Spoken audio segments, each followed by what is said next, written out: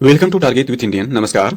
आज के इस अंक में पार्ट 2 देखते हैं। पार्ट 1 में कल हमने देखा कि उत्तर प्रदेश लोक सेवा आयोग की प्रारंभिक परीक्षा या पीटी एग्जाम में जो 7 टॉपिक दिए गए हैं जीएस फर्स्ट पेपर में, उसमें दूसरी टॉपिक जो भारत का इतिहास एवं भारतीय राष्ट्रीय आंदोलन है, उससे संबंधित टॉपिक को 2022 और 2021 में इस टॉपिक से पूछे गए प्रश्नों की चर्चा हम कर रहे हैं। तो उसमें जो है 1 से लेकर के 40 तक प्रश्नों का हम व्याख्या सहित विश्लेषण कर चुके हैं या हल सहित उसकी व्याख्या कर चुके हैं।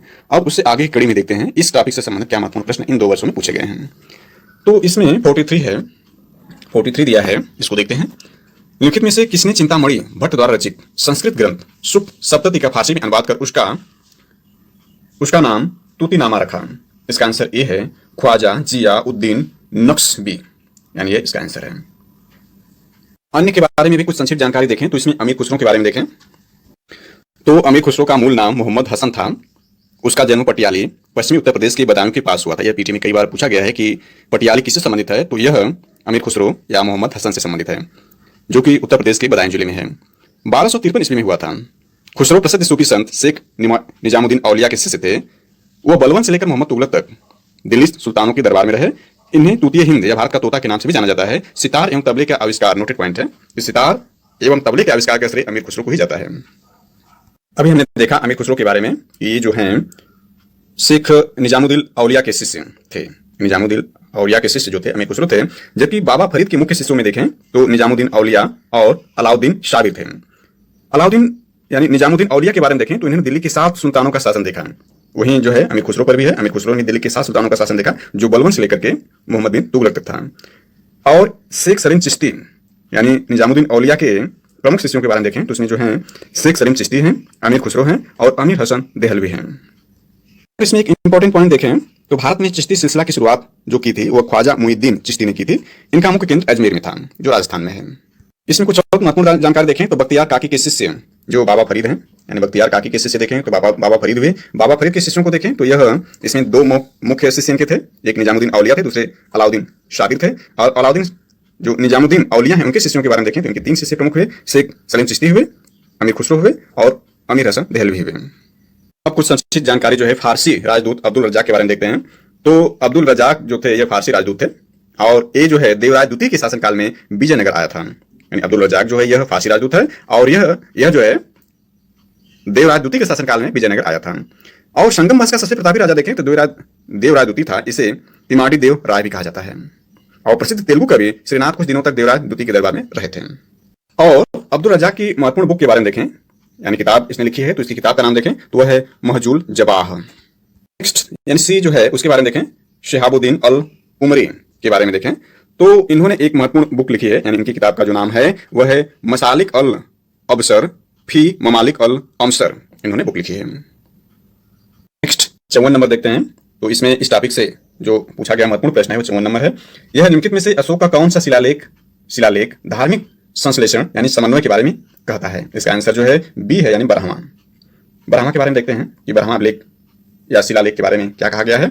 तो बरहमा जो शिलालेख है इसमें कहा गया है कि इसमें स्त्री महामात्रों की नियुक्ति एवं सभी प्रकार के विचारों के सम्मान की बात कही गई है। बरहमी शिलालेख में इसमें स्त्री महामात्रों की नियुक्ति एवं सभी प्रकार के विचारों के सम्मान की बात कही गई है।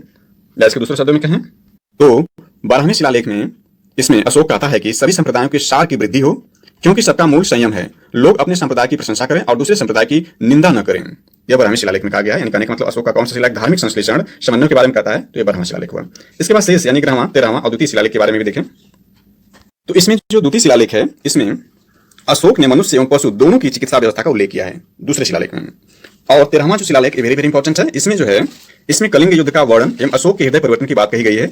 इसी में पड़ोसी राजाओं का वर्णन है। पड़ोसी राजाओं का वर्णन जो है वो 13वें में है और इसमें कलिंग युद्ध का वर्णन है और इसमें अशोक के हृदय परिवर्तन की बात कही गई है। जबकि 11वां देखते हैं तो 11वां जो है शिलालेख इसमें धम्म की व्याख्या की गई है 11वें शिलालेख में। इसमें कुछ अतिरिक्त जानकारी देखें तो अशोक के अभिलेखों को 3 भागों में बांटा जा सकता है। पहला शिलालेख है, दूसरा स्तंभ लेख है और तीसरा गुहा लेख है। अशोक के शिलालेख की खोज 1750 ईस्वी में क्वाड्रेटी फैनथेलर ने की थी और इनकी संख्या 14 है। यानी जो अभी हमने शिलालेख देखा यहाँ पर 11वां 12वां 13वां द्वितीय इस तरह के कुल मिलाकर के 14 शिलालेख पाए गए हैं अशोक के। अशोक के अभिलेख पढ़ने में सबसे पहले सफलता 1837 ईस्वी में जेम्स प्रिंसेप को हुई थी। वेरी इंपॉर्टेंट है कि जेम्स प्रिंसेप ने 1837 में सबसे पहले अशोक के अभिलेख को पढ़ा था। संक्षेप में 14 अभिलेख के बारे में देखें तो पहला जो अभिलेख है यानी पहला जो शिलालेख है अशोक का, उसमें यानी इस लेख में जीव हत्या पर निषेध के बारे में लिखा गया, अर्थात इसमें पशु बलि की निंदा की गई है पहले जो है शिलालेख में। दूसरे शिलालेख के बारे में देखें तो इसमें जो है अन्य सीमांत प्रदेश जैसे चोल, पांड्य, 7 युद्धपुत्र, केरल, चेर आदि और ताम्रपर्णी प्रदेश था आंतयोग यवनराज अन्य पड़ोसी राजाओं के प्रदेशों के स्थान पर परिदर्शित चिकित्सा के 2 प्रकार से प्रबंध किया है, यानी परिदर्शी राजा के विजित राज्य के बारे में बताया गया है इसमें। और इसमें जो है अशोक ने मनुष्य एवं पशु दोनों की चिकित्सा व्यवस्था को उल्लेख किया है, यानी इसमें जो परिदर्शी राजा द्वारा विजित राज्य है उनका वर्णन है और मनुष्य और पशुओं के लिए उपयोगी चिकित्सा व्यवस्था की बात इसमें कही गई है दूसरे शिलालेख में। तीसरा देखें, तीसरा में इसमें राजकीय अधिकारियों के आदेश दिया गया है कि वे हर 5वें वर्ष के उपरांत दौरे पर जाएं। इस शिलालेख में कुछ धार्मिक नियमों का भी उल्लेख किया गया है। और चौथा जो शिलालेख इस अभिलेख में भेरी घोष की जगह धम्म घोष की घोषणा की गई है। और 5वें शिलालेख में, इस शिलालेख में धर्म महामात्रों की नियुक्ति के विषय में जानकारी दी गई है। 6वें शिलालेख में इसमें आत्मनियंत्रण की शिक्षा दी गई है। और 7वें शिलालेख, 7वें एवं 8वें शिलालेख में इसमें अशोक की तीर्थ यात्राओं का वर्णन किया गया है। 7वें तथा 8वें में। 9वें शिलालेख में इसमें सच्ची वीरता, सच्चे शिष्टाचार को उल्लेख किया गया। और 10वें में इसमें अशोक ने आदेश दिया है कि राजा था उच्च अधिकारी हमेशा प्रजा के हित में सोचें। 11वां को हमने देख लिया है, 12वां हमने देखा है, 13वां देख लिया है, 14वां को देखते हैं तो 14वां इसमें है अशोक ने जनता को धार्मिक जीवन बिताने के लिए प्रेरित किया है। अगला महत्वपूर्ण जो प्रश्न इस टॉपिक से पूछा गया उसमें 59 नंबर है, अलाउद्दीन खिलजी के निम्नलिखित विजयों को काल क्रमानुसार व्यवस्थित कीजिए। तो इसमें पहला है रणथंभौर, दूसरा है गुजरात, तीसरा वारंगल, चौथा चित्तौड़ है। इसका आंसर सी है, यानी पहले 2 है, यानी पहला गुजरात को विजिट किया है, फिर इसके बाद एक रणथंभौर को विजिट किया है, फिर इसके बाद चित्तौड़ को, लास्ट में वारंगल को विजिट किया है। इसको व्याख्या से देखें तो इसमें जो है यानी दक्षिण भारत की विजय के लिए अलाउद्दीन ने मलिक काफूर को भेजा, यानी मलिक काफूर को दक्षिण भारत की विजय के लिए अलाउद्दीन ने भेजा। तो गुजरात विजय, सबसे पहले गुजरात विजय को देखें तो 1299 ईस्वी में 1299 ईस्वी में उलुग खां व नुसरत खां को गुजरात विजय के लिए भेजा और इन्होंने गुजरात विजय की 1299 में। इसके बाद रणथंभौर या राजस्थान में रणथंभौर है, इसको 1301 ईस्वी में विजित किया है। 1301 में रणथंभौर को विजित किया और 1299 में जो है गुजरात को विजित किया। इसके बाद चित्तौड़ को जो है वह 1303 में विजित किया और वारंगल को जो है, वारंगल जो आधुनिक तेलंगाना में है, इसको 1309 से जो है 1310 ईस्वी में विजित कर लिया। इस प्रकार से देखें तो सबसे पहले गुजरात है यानी 1299, इसके बाद रणथंभौर जो राजस्थान में है यह 1301 में है, इसके बाद चित्तौड़ है जो 1303 में विजित किया, इसके बाद वारंगल लास्ट में है, इसमें जो है ये तेलंगाना में वारंगल है, 1309 से 1310 के बीच में वारंगल को विजित कर लिया है। तो इस तरह से इसका आंसर जो है सी है। अलाउद्दीन के बारे में कुछ अन्य जानकारी के बारे में देखें तो अलाउद्दीन के बचपन का नाम अली एवं गुरुसाप था। अलाउद्दीन खिलजी ने सेना को नगद वेतन देने एवं अस्थायी सेना की नींव रखी। दिल्ली के शासकों में अलाउद्दीन खिलजी के पास सबसे विशाल अस्थायी सेना थी। इसके अलावा घोड़ा दागने एवं सैनिकों का हुलिया लिखने की प्रथा की शुरुआत अलाउद्दीन खिलजी ने ही की। अलाउद्दीन ने भू राजस्व की दर को बढ़ाकर उपज का 1/2 भाग कर दिया। इसमें खम्स यानी लूट का धन में सुल्तान का हिस्सा 1/4 भाग के स्थान पर 3/4 भाग कर दिया गया। इसने अपने शासनकाल में मूल्य नियंत्रण प्रणाली को दृढ़ता से लागू किया, अर्थात मूल्य नियंत्रण प्रणाली की शुरुआत अलाउद्दीन खिलजी ने की। अलाउद्दीन खिलजी द्वारा बनाए गए नवीन पद के बारे में देखें तो दीवान ए रियासत जो था यह व्यापारी यानी व्यापारियों पर नियंत्रण रखता था। यह बाजार नियंत्रण की पूरी व्यवस्था का संचालन करता था। दीवान ए रियासत शाहना ए मंडी ए प्रत्येक बाजार में बाजार का अधीक्षक होता था और बरीद जो था बाजार के अंदर घूमकर बाजार का निरीक्षण करता था और मुनहियान व गुप्तचर जो था गुप्त सूचना प्राप्त करता था। मुनहियान व गुप्तचर। इसके अलावा अलाउद्दीन खिलजी की आर्थिक नीति की व्यापक जानकारी जो है जियाउद्दीन बर्नी, नोटिस पॉइंट वेरी इंपॉर्टेंट है, जियाउद्दीन बर्नी की कृति तारीख फिजूर शाही से मिलती है। अलाउद्दीन खिलजी द्वारा जो नवीन कर लगाए गए थे उसमें चराई कर था, यह दुधारू पशुओं पर लगाया जाता था। दूसरा गड़ी कर था, घरों एवं झोपड़ी पर लगाया जाता था, वो गड़ी कर था। इस टॉपिक से संबंधित अगला महत्वपूर्ण प्रश्न देखें तो 64 नंबर प्रश्न, निम्नलिखित घटनाओं विचार कीजिए और उनको काल क्रमानुसार व्यवस्थित कीजिए। पहला इसमें है मुदकी का युद्ध, दूसरा है पोर्टो नोवो का युद्ध, तीसरा है शंकर खेड़ा का युद्ध और चौथा है बेदरा का युद्ध। इसका आंसर सही बी है, यानी इसमें पहले तीसरा है, फिर चौथा है, फिर दूसरा है, लास्ट में पहला है।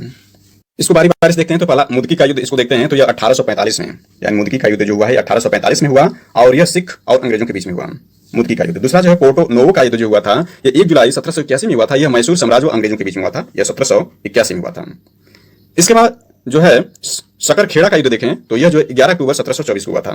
11 अक्टूबर 1724 को जो है शकर खेड़ा का युद्ध हुआ था। यह औरंगाबाद से 80 मील दूर पर निजामुल मुल्क व डेक्कन के सूबेदार मुजाबिर खान के बीच हुआ था। इसके बाद चौथा जो बेदरा का युद्ध यह 1759 में डच और अंग्रेज सेना के यानी डचों और अंग्रेजों के बीच में बेदरा का युद्ध हुआ था, यह 1759 ईस्वी में। इसमें जो है बेदरा युद्ध के बारे में देखें तो भारत से भारतीय वस्त्रों को निर्यात की वस्तु बनाने का श्रेय डचों को जाता है और 1779 अभी हमने देखा 1779 में अंग्रेजों से बेदरा यानी बंगाल में, बेदरा जो बंगाल में है, 1759 ईस्वी में अंग्रेजों से बेदरा बंगाल के युद्ध में डच पराजित हुए। इस पराजय ने भारत से उसकी शक्ति समाप्त कर दी, यानी डचों की शक्ति समाप्त कर दी भारत से। अब इसके काल क्रमानुसार व्यवस्थित करें तो सबसे पहले देखते हैं इसमें जो शकर खेड़ा है यह युद्ध हुआ था 1724 में, यानी पहले स्थान पर यह है। फिर इसके बाद जो है बेदरा का युद्ध हुआ, यह है 1759 में। इसके बाद जो है पोर्टो-नोवा का युद्ध हुआ, यह था 1781 में, और लास्ट में जो आपका मुदकी का युद्ध हुआ, यह 1845 में। 1845 में मुदकी का युद्ध हुआ। इस तरह से जो इसका बी आंसर सही है। इस टॉपिक से संबंधित अगला महत्वपूर्ण प्रश्न देखें तो इसमें 68 नंबर है, सिंधु घाटी की सभ्यता के किस पुरा स्थल से नाव के चित्र या मॉडल प्राप्त हुए हैं? तो इसका आंसर सी है, मोहनजोदड़ो एवं लोथल से। इसमें सबसे पहले मोहनजोदड़ो और लोथल के बारे में देखते हैं। तो मोहनजोदड़ो जो है यह पाकिस्तान के सिंध प्रांत के लड़काना जिले में सिंध नदी के दाहिने तट पर स्थित है मोहनजोदड़ो। यह क्षेत्रफल की दृष्टि से सबसे बड़ा नगर था जो 250 हेक्टेयर में बसा था। इसकी जनसंख्या सर्वाधिक थी। मोहनजोदड़ो का अर्थ है, यानी मोहनजोदड़ो का जो अर्थ है वह प्रेतों का टीला है। इसे सिंधु का बाग भी कहा जाता है। मोहनजोदड़ो की खोज इंपॉर्टेंट है, 1922 ईस्वी में रखाल दास बनर्जी ने की थी। मोहनजोदड़ो के दुर्ग टीलों को स्तूप टीला भी कहते हैं।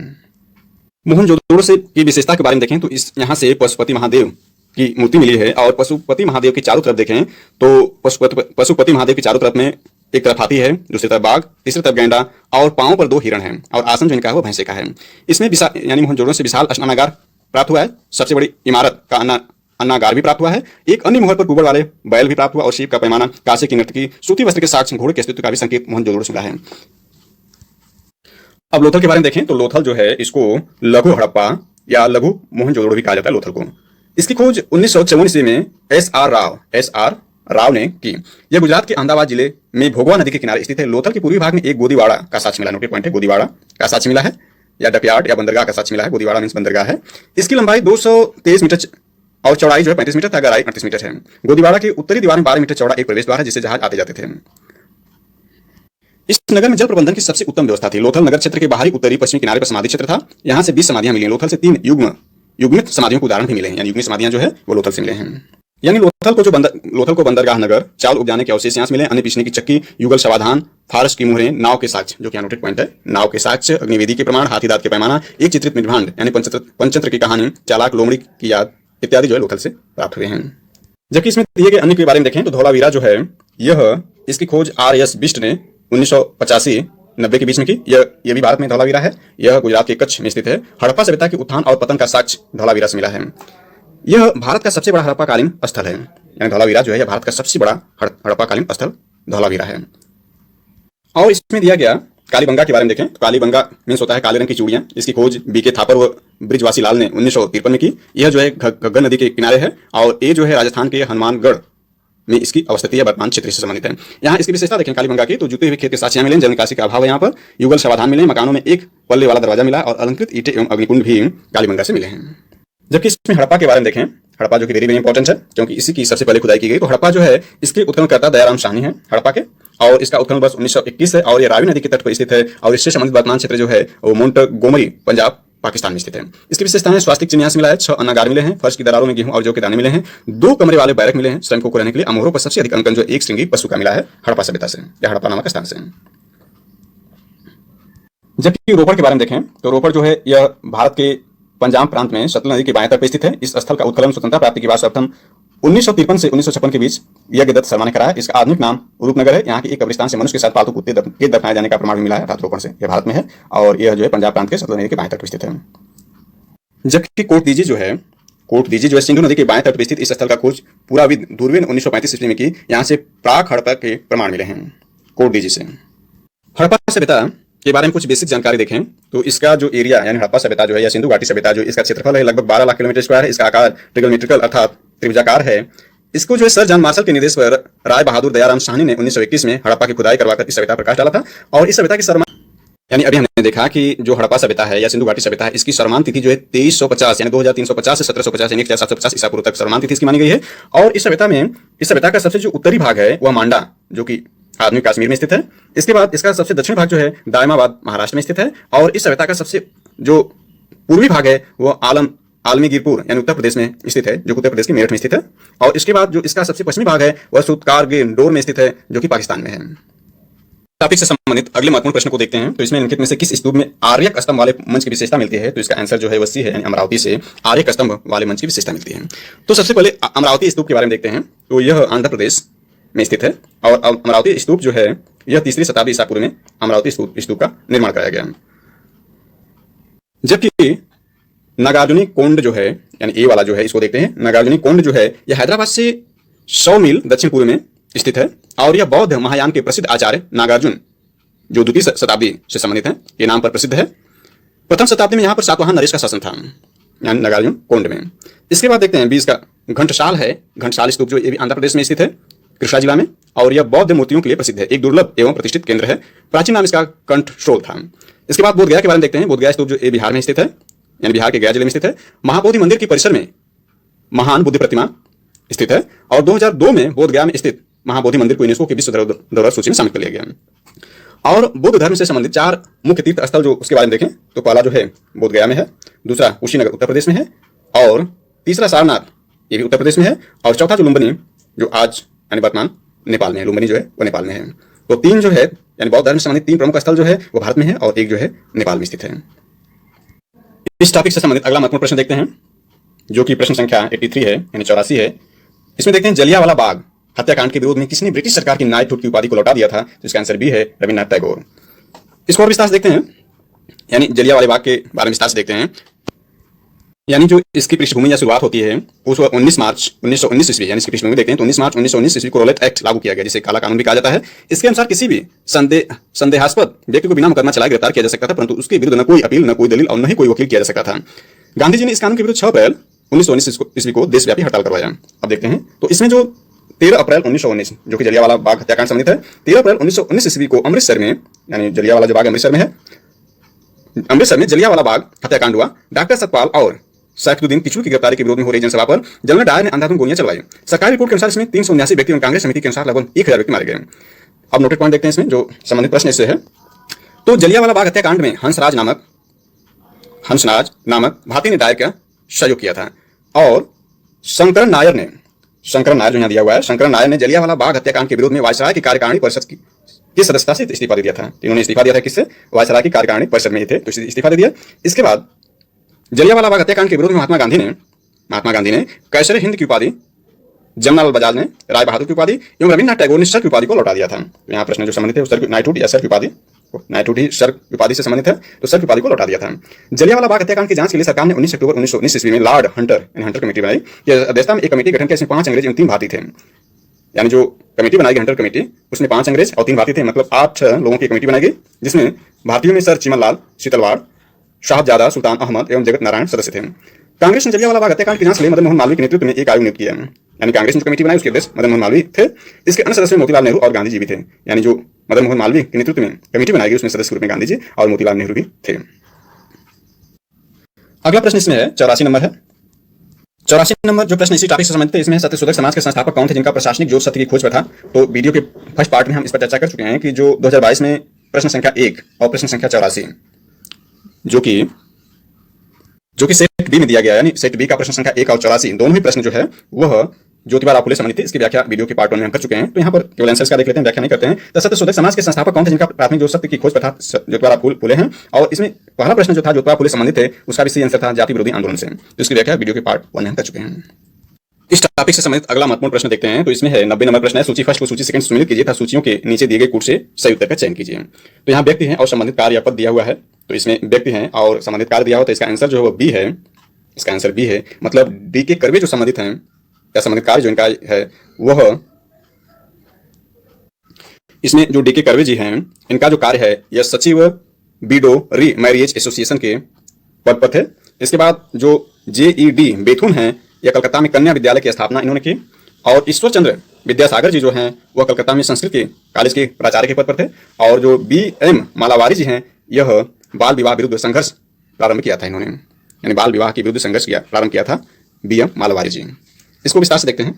सबसे पहले जान लेते हैं विधवा पुनर्विवाह के बारे में। तो विधवाओं के पुनर्विवाह से संबंधित 4 व्यक्तियों का योगदान अत्यंत महत्वपूर्ण है। यानी विधवा जो पुनर्विवाह है उससे संबंधित 4 व्यक्ति, यानी विधवा पुनर्विवाह यदि पूछता है तो उससे संबंधित 4 व्यक्तियों का नाम प्रमुख रूप से उल्लेखनीय रूप से लिया जाएगा। पहले पर हैं ईश्वर चंद्र विद्यासागर, दूसरे पर हैं DK कर्वे, तीसरे पर हैं वीरेश लिंगम कुंतलू और चौथे पर हैं विष्णु शास्त्री पंडित। अब यहाँ प्रासंगिक मुद्दे को देखते हैं। तो सबसे पहले देखते हैं इसमें ईश्वर चंद्र विद्यासागर के बारे में, और इनका जो हमने देखा कि चौथे नंबर पर इनका मिलान था, कलकत्ता में संस्कृत कॉलेज के प्राचार्य। तो इसमें देखते हैं ईश्वर चंद्र विद्यासागर बंगाल के थे, कलकत्ता में संस्कृत के प्राचार्य थे। तो बंगाल के ईश्वर चंद्र विद्यासागर सामाजिक चेतना लाने में अग्रणी रहे। कलकत्ता के संस्कृत कॉलेज के प्रिंसिपल पद पर रहते हुए इन्होंने सभी जातियों को संस्कृत पढ़ने का अवसर दिया। समाज के क्षेत्र में इनका सबसे महत्वपूर्ण योगदान विधवा विवाह को मान्यता दिलवाने में रहा। इन्होंने अपना सारा जीवन विधवाओं के पुनर्विवाह में लगा दिया। इनके प्रयत्नों से 1855 ईस्वी के मध्य 25 विधवाओं का पुनर्विवाह कराया जा सका। 1855 ईस्वी में इन्होंने 984 लोगों की हस्ताक्षरित याचिका कंपनी सरकार को विधवा पुनर्विवाह कानून बनाने के हेतु दिया। इनके अपील का अनुगमन करते हुए बर्धमान के राजा महताब चंद्र तथा नदिया के राजा श्रीचंद्र ने भी इस आशय के प्रार्थना पत्र भेजे। डलहौजी के कार्यकारिणी के सदस्यों ने विद्यासागर के सुझावों का स्वागत किया था। 26 जुलाई नोटेड पॉइंट है, 26 जुलाई 1856 ईस्वी को विधवा पुनर्विवाह अधिनियम पारित कर दिया गया। और जो आपका गवर्नर जनरल जो भारत में उस दौरान था, लॉर्ड डलहौजी था। अब डी के कर्वे जी के बारे में देखते हैं। डी के कर्वे ये फर्ग्यूसन कॉलेज के प्रधानाध्यापक थे। हमने देखा कि ये संबंधित जो इनका पद था वो सचिव ब्यूरो रीमैरिजेशन एसोसिएशन है। तो ये फर्ग्यूसन कॉलेज के प्राध्यापक थे। इन्होंने 1893 ईस्वी में एक विधवा ब्राह्मणी से विवाह किया। 1899 ईस्वी में पूना में विधवा आश्रम स्थापित किया तथा 1906 ईस्वी में बंबई में प्रथम भारतीय महिला विश्वविद्यालय की स्थापना की। नोटेड पॉइंट 1906 में इन्होंने डी के कर्वे ने बंबई में प्रथम भारतीय महिला विश्वविद्यालय की स्थापना की। इस टॉपिक से संबंधित एक महत्वपूर्ण प्रश्न 87 भी था, इसको भी देख लेते हैं। तो इसमें निम्नलिखित युग्म में से कौन सा एक सही सुमेलित नहीं है, इसमें नहीं पूछा है, ध्यान देना है। जिसका बी वाला सही सुमेलित नहीं है, यानी गया ताम्रपत्र, यह सर्ववर्मन से संबंधित नहीं है, बल्कि गया ताम्रपत्र जो है यानी गया कॉपर प्लेट जो है समुद्रगुप्त से संबंधित है। और शेष इसके तीन जो सही यानी ए सही है। ईशान वर्मन जो है हरहा पाषाण अभिलेख का है। सी जीवित गुप्ता सेकंड वैद वार्णाक अभिलेख से संबंधित है। और ईश्वर वर्मन जो है जौनपुर प्रशस्तर अभिलेख से संबंधित है, यानी इसका भी सही नहीं है। गया ताम्रपत्र जो है यह समुद्रगुप्त से संबंधित है। जबकि हम जानते हैं कि प्रयाग प्रशस्ति लेख यानी जो इलाहाबाद में है वो भी समुद्रगुप्त से संबंधित है। और इसमें जो है प्रयाग प्रशस्ति लेख में अशोक के प्रयाग स्तंभ लेख में कारुवाकी एवं तीवर का उल्लेख मिलता है। इसके बाद प्रयाग प्रशस्ति लेख में ही प्रयाग प्रशस्ति लेख की जो रचना की है वो हरिशरण ने की है, की रचना संधि विग्रह हरिशरण ने की है। प्रयाग प्रशस्ति लेख की रचना संधि विग्रह हरिशरण ने की है। समुद्रगुप्त के बारे में और जानकारी देखें तो जैसा कि हम जानते हैं गुप्त वंश का संस्थापक श्रीगुप्त था, जो 240 से 280 बीच में इसकी स्थापना किया। और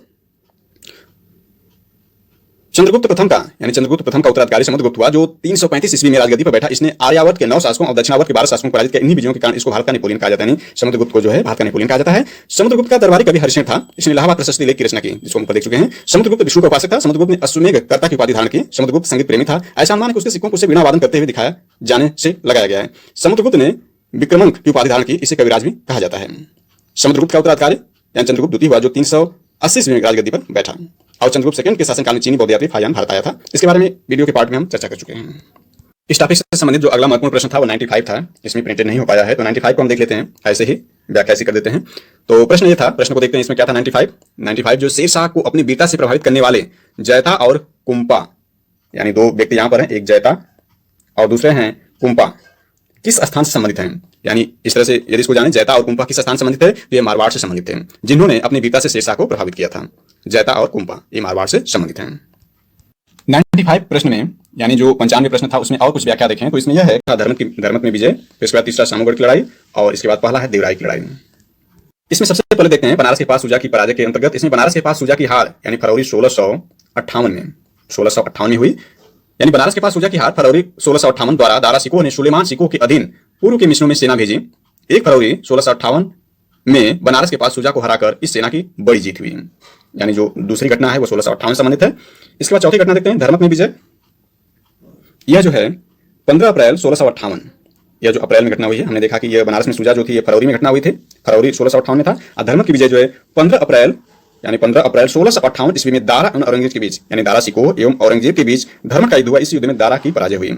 यानी अप्रैल में यह 1658 में ही हुआ, लेकिन अप्रैल में हुआ। इसके बाद तीसरा नंबर पर देखते हैं सामूगढ़ की लड़ाई। सामूगढ़ की लड़ाई जो है यह 29 मई 1658 यानी मई में हुआ।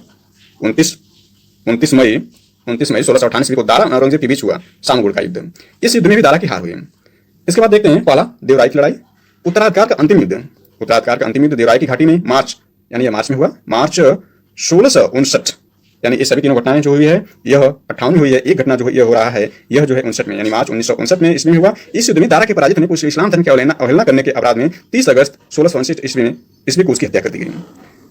यानी औरंगजेब का जो सबसे बड़ा पुत्र था वो दारा सिकोह था। ये बहुत ही बुद्धिमान था और इसको जो है दारा सिकोह को शाह बुलंद Iqbal king of Lofty Fortune के रूप में दारा सिकोह को जाना जाता है। दारा सिकोह जो है यह शाहजहां का पुत्र था। शाहजहां के पुत्रों में दारा सिकोह सर्वाधिक विद्वान था। दारा सिकोह जो था औरंगजेब का भाई था, अभी हमने पुत्र कहा था, शाहजहां के पुत्रों में दारा सिकोह सर्वाधिक विद्वान था। इसने भगवद गीता, योग वशिष्ठ, उपनिषद एवं रामायण का अनुवाद फारसी में कराया। इसने सर अकबर महान रस नाम से उपनिषदों का अनुवाद कराया था। दारा सिकोह कादरी सिलसिले के मुल्ला शाह बदख्शी का शिष्य था। शाहजहां के चार पुत्र थे जिसमें सुजा बंगाल में था, मुराद गुजरात में था, औरंगजेब दक्कन में था और दारा सिकोह जो था वह शाहजहां के साथ दिल्ली में था, के साथ आगरे में था। इस टॉपिक से संबंधित अगला महत्वपूर्ण प्रश्न देखें तो 108वां है, सूची फर्स्ट को सूची सेकंड सुमेलित कीजिए तथा सूचियों के नीचे दिए गए कुछ संयुक्त का चयन कीजिए। इसमें ग्रंथ दिया है और उसके रचनाकार दिए गए हैं। तो इसमें देखते हैं इसका जो आंसर सही सुमेलित है वह डी है। डी मीन्स रागमाला के जो रचनाकार हैं वह पुंडरीक विट्ठल हैं। रस कौमुदी के जो रचनाकार हैं वह श्रीकंठ हैं। राग बोध के जो रचनाकार हैं वह सोमनाथ हैं। और चतुर्दंडी प्रकाशिका के जो रचनाकार हैं वो वेंकट रमन हैं। इसको विस्तार से देखें तो चतुर्दंडी प्रकाशिका के बारे में देखते हैं जो कि वेंकट रमन है। इससे संबंध देखते हैं तो 17वीं शताब्दी के मध्य में संगीतज्ञ वेंकट माखिन द्वारा लिखित एक संस्कृत ग्रंथ है, यानी वेंकट रमन द्वारा लिखित यह चतुर्दंड का एक संस्कृत ग्रंथ है और एक संगीतज्ञ हैं। इसने भारत की कर्नाटक संगीत परंपरा में रागों को वर्गीकृत व्यवस्थित करने के लिए एक सैद्धांतिक मेलाकार्टा प्रणाली की शुरुआत की, यानी ये जो है भारत की कर्नाटक संगीत परंपरा से संबंधित है।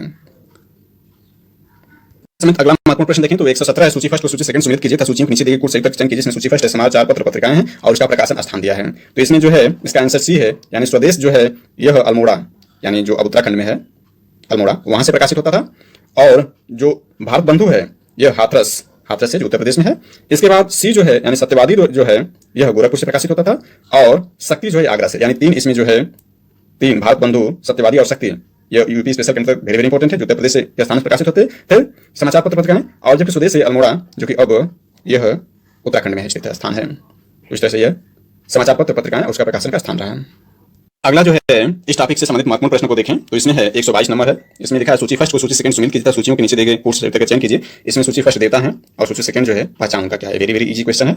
इसमें देखें तो सबसे पहले देता शिव हैं, इनसे संबंधित इनका जो पहचान है या जो इनका अस्त्र है त्रिशूल है। विष्णु जी इनका जो पहचान या इनका जो अस्त्र चक्र है या सुदर्शन चक्र है। और गणेश जी इनका जो पहचान है वो रस्सी या फंदा है। और सरस्वती जी जो कि ज्ञान की देवी हैं, इनका जो पहचान या प्रतीक चिन्ह जो वीणा है। तो इस तरह से इसका जो आंसर है वह डी है, यानी इसका आंसर डी है। 1 का 2 यानी शिव जी का जो अस्त्र है या जो पहचान है वो त्रिशूल है। विष्णु जी का चक्र है।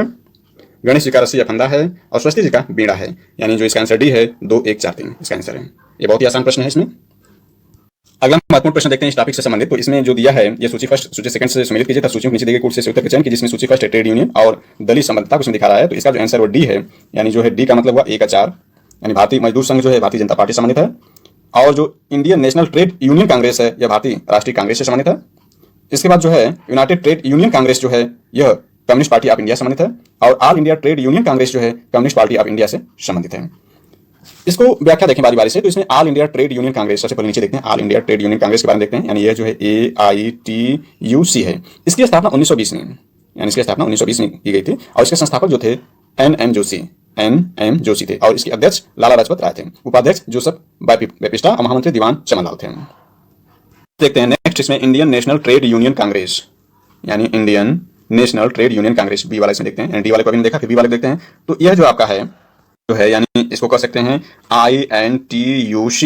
इसकी स्थापना जो है यानी Indian national trade union Congress की स्थापना जो है वह मई 1947 में की गई। मई 1947 में की गई। इसके संस्थापक वल्लभ भाई पटेल, VV गिरी आदि थे। इसके प्रथम अध्यक्ष वल्लभ भाई पटेल थे। कांग्रेस समाजवादियों ने 1948 ईस्वी में हिंद मजदूर सभा का निर्माण किया। हिंद मजदूर सभा से अलग होकर प्रोफेसर KP शाह ने यूनाइटेड ट्रेड यूनियन कांग्रेस की स्थापना की। यानी इसमें जो यूनाइटेड ट्रेड यूनियन जो सी वाला यूनाइटेड ट्रेड यूनियन कांग्रेस की स्थापना को देखें तो यह जो है इसकी स्थापना प्रोफेसर KP शाह ने की थी। और यह जो है हिंद मजदूर सभा से अलग होकर इसने की, यानी Indian national Congress union Congress जो थी अभी हम देख रहे हैं इसमें बी वाला, इससे अलग होकर के यह सी वाले का निर्माण हुआ। इसकी जो स्थापना की थी वह प्रोफेसर KP शाह ने की थी।